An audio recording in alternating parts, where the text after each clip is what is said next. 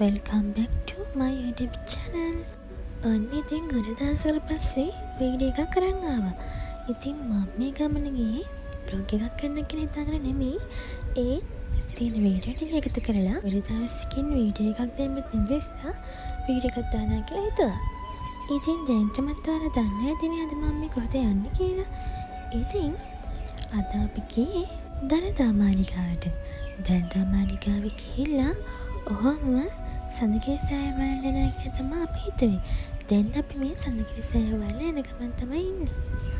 අපි ට්‍රැවල් එකේ තමයි අපි පවුල කට්ටිය මේ ගමන ගියේ. ඉතින් මම වීඩියෝ වලින් දැකලා තියෙනවා සඳගිරි සෑය පුදුම තරම් ලස්සනයි.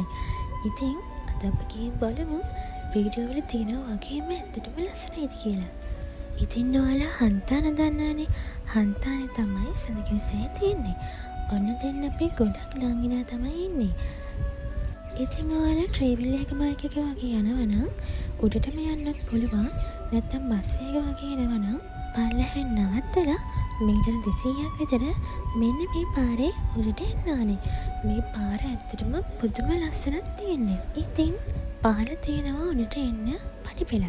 අපි පඩිපෙළේ ආදාවේ නැහැ. ඒත් පඩිපෙළෙන් උඩට යන්න පුළුවන්. බලන්නක ඉතින් තියෙන ලස්සන ඇත්තටම ෆෝන් එකෙන් පෙනෙනට වඩා ඇත්තටම මාරම ලස්සනයි.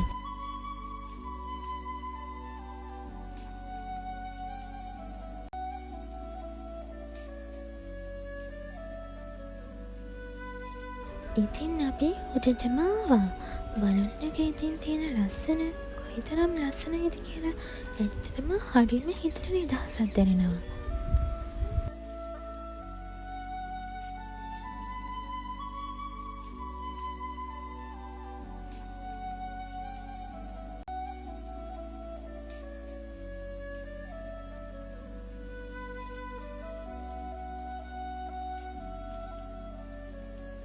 ඔයාලා නුවර ගියොත් අනිවාර්යෙන්ම සඳගිරි සෑය බලන්නත් යන්න.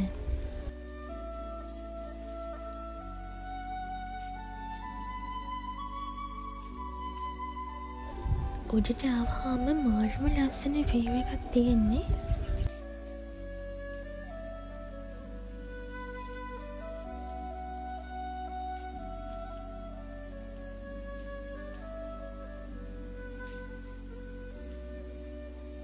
ඉතින් මම සෑය ඇතුළේ නම් ගොඩක් වීඩියෝ කරේ නැහැ. මම වටපිටාව තමයි ගොඩක්ම වීඩියෝ කරේ. දැන් අපි උඩ ඉඳලා පල්ලයට ආය ආවා. අපි උඩ හඳුන්කෝරු පත්තු කරන්න ගියා. ඒත් හරි ගියේ නෑ මොකද ඔලඟ නිසා. පහලක් තියෙනවා පහන් පත්තු කරන්න තැනක්. ඉතින් බලන්නකො කොයිතරම් හිතට නිදහසක් දැනෙනවද කියලා. මම ආසම මේ වගේ තැන්වල තනි වෙන්න. හිතට මාරම නිදහසක් දැනෙන්නේ මේ වගේ තැන්වල.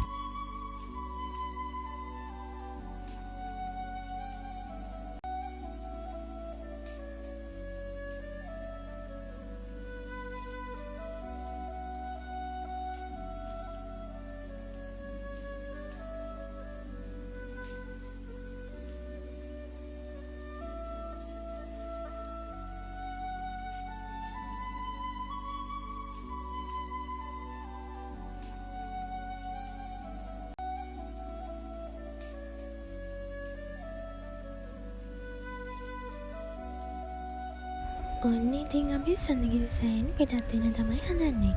මේ වීඩියෝ එක බලපු ඔයාලට ගොඩාක් ස්තුතියි. ඔයාලා ගිහින් නැත්නම් අනිවාර්යෙන්ම යන්න.